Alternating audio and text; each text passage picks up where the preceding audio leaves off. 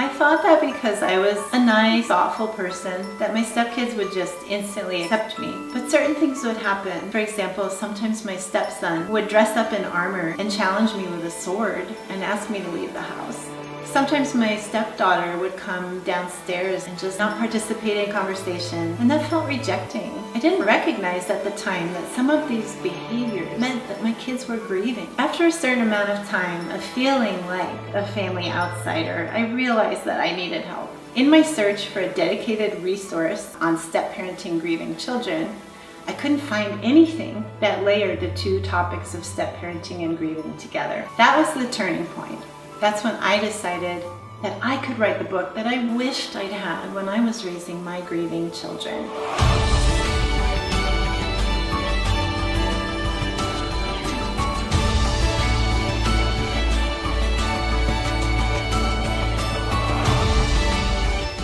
A group of researchers in the 1990s, most notably Patricia Papernow, studied step-family development and came up with a shocking conclusion that step-family development will not feel like first family or natural family development. Papernow went out to write a book which laid out a three-phase step-family cycle that followed this logic. Step-families have truly their own cycle that they follow. The step-family cycle is a key piece of step-parent education I feel all step-parents should take in, because for us to realize that step-families follow their own development path is a huge tension release, so that we don't have to feel hooked into feeling like we're a dysfunctional natural family. When you layer the step-family cycle with the grief piece of our step-family equations, what you get is yet another family member, the deceased family member, that the kids need to maintain a relationship with.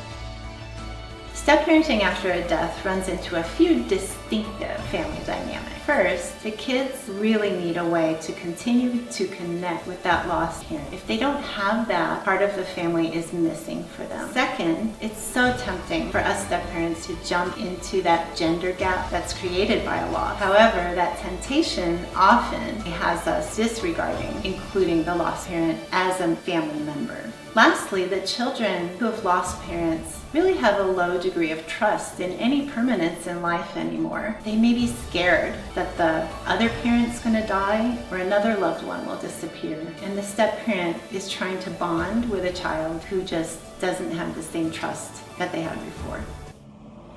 Step-family life can feel so chaotic at first, and I really think this book will bring a lot of comfort to the reader. For sure, you can learn how to balance your own needs and the needs of your grieving family. Step-parenting can be a very stressful experience, and I don't want you to go through that stress. I would like to help you learn and grow your step-family more organically, rather than forcing the relationships. Be authentic, be yourself, relax, and you can grow your step-family. And your success point will be simply learning and watching them follow the step-family cycle.